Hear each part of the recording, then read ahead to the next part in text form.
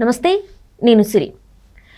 తిరుపతి శ్రీవారి లడ్డు వ్యవహారం అయితే కొనసాగుతుంది. సిట్ అధికారుల్లో ఒకరు ఏంటంటే వైసీపీకి అంటకాగిన అధికారి అని చెప్పేసి మరి వార్తలు వస్తున్నాయి. మరి నిజంగానే ఇలాంటి అంటే వైసీపీ ప్రభుత్వానికి అనుకూలంగా ఉన్న అధికారి మరి సిట్లో ఉన్నారా? సో ఈ అంశాన్ని మనకి వివరించడానికి మనతో పాటు ఉన్నారు ప్రముఖ రాజకీయ విశ్లేషకులు అంకమరావు గారు.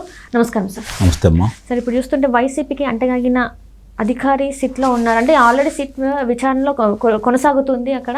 సో మరి ఒకవేళ వైసీపీ అధికారి అంటే అంటగాగిన అధికారి అంటే మరి విచారణలో లోపాలు బయటపడే అవకాశం ఉందంటారా లేదంటారా? ఇక్కడ సర్వశ్రేష్ఠ త్రిపాఠి అలాగే హర్షవర్ధన్ రాజు గారు వీళ్ళిద్దరూ సర్వశ్రేష్ఠ త్రిపాఠి గారి ఆధ్వర్యంలో వీళ్ళిద్దరితో పాటు గోపీనాథ్ జెట్టి గారు వీళ్ళ ముగ్గురిని నియమించారు.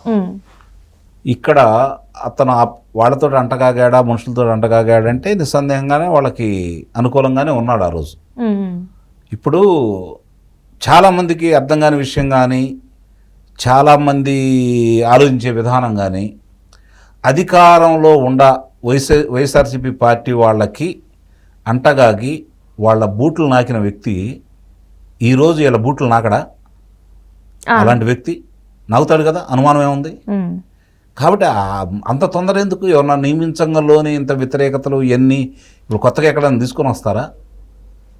ఆ రోజు అధికారానికి భయపడో లేకపోతే అధికారానికి లొంగిపోయో లేకపోతే దేనికో లొంగిపోయి ఆ రోజు వాళ్ళకు అనుకూలంగా చేసిన వ్యక్తి ఈరోజు వీళ్ళు అధికారంలో ఉన్నాడు. ఇప్పుడు ప్రారంభంలో ఉండాలి, ఇంకా 4 సంవత్సరాలు 9 నెలలు అధికారంలో ఉంటారు కదా, వీళ్ళ బూట్లు నాకరా?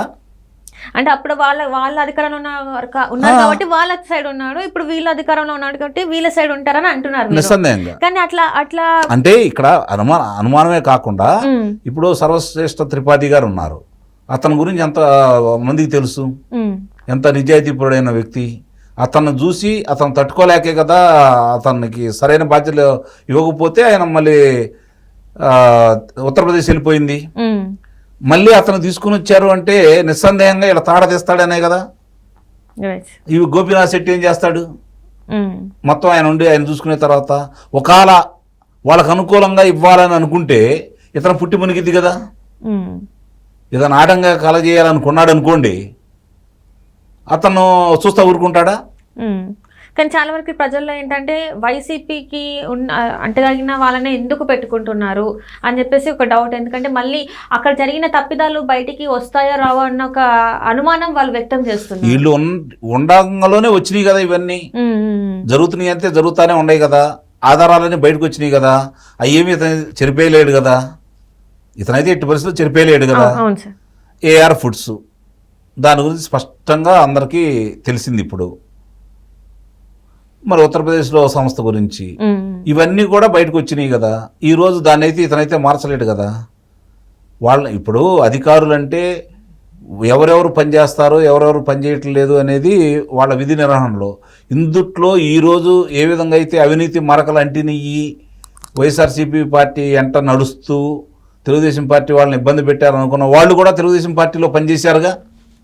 ఆ రోజు వాళ్ళైతే ఇబ్బంది పెట్టలేదుగా. మరి ఆ రోజు ఎలా పనిచేయగలిగారు వాళ్ళు? ఆ రోజు మంచి వాళ్ళని చెప్పని గుర్తించారు కదా అందరూ. ఈరోజు చెడ్డవాళ్ళు ఎలా అయ్యారు? అవతల వ్యక్తి అధికారం ఉన్న వ్యక్తి అతని మనస్తత్వాన్ని బట్టి అధికారులు పనిచేసుకుంటున్నారు కాబట్టి, అతను చెప్పినట్టు వాళ్ళు విన్నారు కాబట్టి, అట్లా భయపెట్టాడు కాబట్టి. కానీ ఇక్కడ చంద్రబాబు నాయుడు గారు అలా కాదు కదా. గతంలో ఇదే అధికారులతో చాలా మంది చేత పని చేయించుకున్నాడు కదా, పనులు అయితే జరిగినాయి కదా. కాబట్టి వాళ్ళు ఆ రోజు ఇప్పుడు చూసుకున్నాం. నిన్న చాలామంది అధికారులు ఈరోజు పలానాళ్ళు రఘురామకృష్ణరాజు గారి అంశం తీసుకుందాం. ఆయన ఏం చెబుతున్నాడు సునీల్ కుమార్ మీద? ఇప్పుడు అక్కడ ఉన్నటువంటి అధికారి లేదండి మేమేం చేయలేము, ఆయన చెప్పింది మేము చేయాల్సి వచ్చింది అని చెప్పని చెబుతున్నారు కదా. అట్లనే జరుగుతాయి కదా ఇప్పుడు కూడా. వీళ్ళు అంత సమయం ఇవ్వాలి, ఏం జరుగుతుందో తెలుసుకోవాలి. వ్యతిరేకంగా వచ్చినప్పుడు కదా మాట్లాడాల్సింది. ఇప్పటికే వీళ్ళు మొదలు పెడతా ఉంటే అసలు ఎట్లా? వాళ్లే కదా అధికారులు. కొత్తగా ఏమైనా పుట్టుకొచ్చారా? పని కేంద్రాన్ని విజ్ఞప్తి చేశారు. కొత్తగా ఏమన్నా ఐపీఎస్లు కానీ ఐఏఎస్లు కానీ అటో 30 మంది ఇటో 30 మందిని ఇచ్చారా? వాళ్ళు పెట్టేదన్నా చేయించుకోవాలంటే లేదు కదా. తిప్పి ఏళ్ళ చేత తిప్పుకొని చేయించుకోవాల్సిందే కదా. మరి అలా చేయించుకోవాలనుకున్నప్పుడు వాళ్ళల్లో వాళ్ళ పై అధికారికి మంచి వ్యక్తిని ఇచ్చారు. ఏదన్నా తేడా పడ్డాడు అనుకోండి, ఇతను నిస్సందేహంగా సహజంగానే అతను తప్పు ఏదన్నా ఉంటే అతను కనుక మనసు మారిపోయి పొరపాట్లు ఇట్లా జరిగినాయి అని చెప్తే సిట్టుకి ఉపయోగం, అతనికి ఉపయోగపడతాడు. లేదు దాన్ని కప్పిపుచ్చాలని ప్రయత్నం చేశాడు అనుకోండి, అవతల వచ్చిన వ్యక్తి చాలా నిజాయితీపరుడు కదా, దాంట్లో ఎట్లా వదిలిపెట్టాడు కదా, కాబట్టి దొరికిపోతారు వీళ్ళు. ప్రారంభంలోనే మనం ఇంత అడావిడి పడిపోతూ ఉంటే మరి ఇవన్నీ ఏమి జరగమన్నారు, ఎందుకు జరిగినాయి? వాళ్ళే కదా అధికారులు. వచ్చిన కుంభకోణాలన్నీ బయటకు వస్తూనే ఉన్నాయి కదా, వాళ్ళే చెప్పాలిగా. రేపు పొద్దున వాళ్ళు మాకే సంబంధం, జగన్మోహన్ రెడ్డి గారికి సంబంధం లేదు, మంత్రులకు సంబంధం లేదని వాళ్ళు చెప్పారనుకోండి, ఏం చేయలేం కదా అప్పుడైనా విచారణలో. అంటే మొత్తానికి అయితే ఒక వ్యక్తి కింద పనిచేశారని చెప్పేసి వీళ్ళు ఒప్పుకున్నట్టు మనం అనుకోవచ్చా సార్? నిస్సందేహంగా, అందులో అనుమానం ఉంది. నేను అందుకే అన్నాను, వాళ్ళ బూట్లు నాకినా వీళ్ళ బూట్లు నాకరా, దానికి అలవాటు పడ్డాళ్ళు, ఇక్కడ అలవాటు పడరా? అంటే ఇక్కడ అందరిది ఒకటే ప్రశ్న సార్, ఏంటంటే ఎందుకు ఈరోజు వీళ్ళే కనుక ఎవరున్నారు, నేను అదే అంటుంది, నేను ఎవరున్నారు మార్చుకుంటా వెళ్తే కొత్త వాళ్ళు ఏరి, కేంద్రం ఏమన్నా వీళ్ళకి అవకాశం ఇచ్చిందా? మార్చుకోకపోయినా కూడా సార్, అధికారులు అనే వాళ్ళు ఎవరు అధికారంలో అంటే ఈ గవర్నమెంట్ అధికారులు ఎవరైనా కూడా అధికారంలో అంటే సీఎంగా ఎవరున్నా కూడా వీళ్ళ పని వీళ్ళు కరెక్ట్ గా చేస్తుంటే ఈ రోజు ఇలాంటి మాట్లాడుకునే వాళ్ళం కాదుగా. వాళ్ళు న్యాయబద్ధంగా ఉండి చట్ట ప్రకారంగా వాళ్ళు వెళ్తే, ఒకవేళ ఏదన్నా అధినాయకుడు అంటే ముఖ్యమంత్రి స్థాయి మంత్రి స్థాయి వాళ్ళు తప్పు మార్గం చేయమంటే లేదు నేను చేయను అంటే వీళ్ళేం చేయలేరు కదా. నిర్ణయం తీసుకునేది మాత్రమే ముఖ్యమంత్రి, మంత్రులు, దాన్ని అమలు చేయాల్సింది అధికారులే కదా.